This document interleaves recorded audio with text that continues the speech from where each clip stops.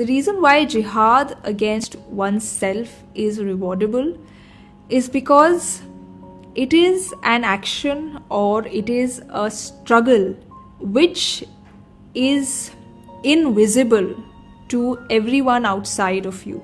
Now, if you achieve some great fame in life, if you acquire a position, a great position, and do something of importance, then you come into the notice of every person.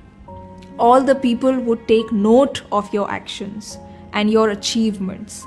They will praise you and they will admire you, and you'll become a person who would command great respect in the eyes of people.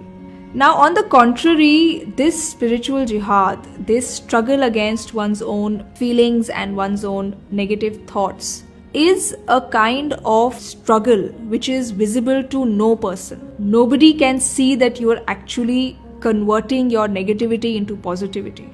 You have complaints against people, but you forget and forgive them. That you are somebody against whom people have done something wrong, but still for the sake of God, you forgive them. For the sake of God, you don't allow your personality to become influenced by the negativity that is all around you.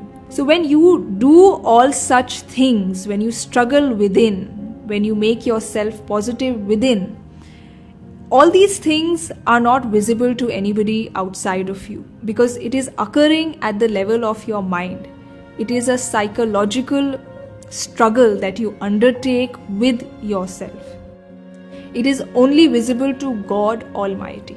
And you do it for the sake of God.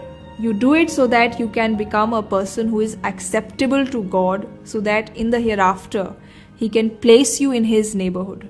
So when you do something which is not visible to people, and you're not doing it to earn fame, to earn respect in the eyes of people, to command great position in the eyes of people, then this means that you're doing it solely for the sake of God.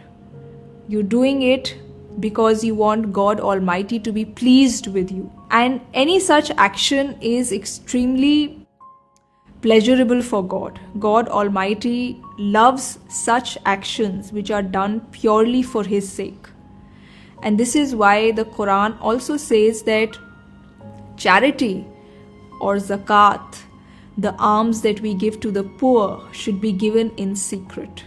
We should not make a show of it so that people go about looking at the amount of wealth that we are offering to others, and then they think that we are very wealthy, or we are people who have large-hearted, we have a large heart, and so on.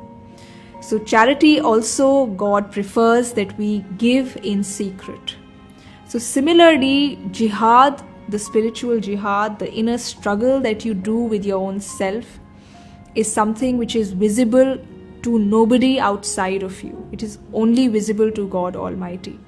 And when you do something purely for God's sake, it has no incentive, no motivation for earning people's respect, for earning people's praises, then such an action has great position in the eyes of God. And this is why jihad is so highly rewardable.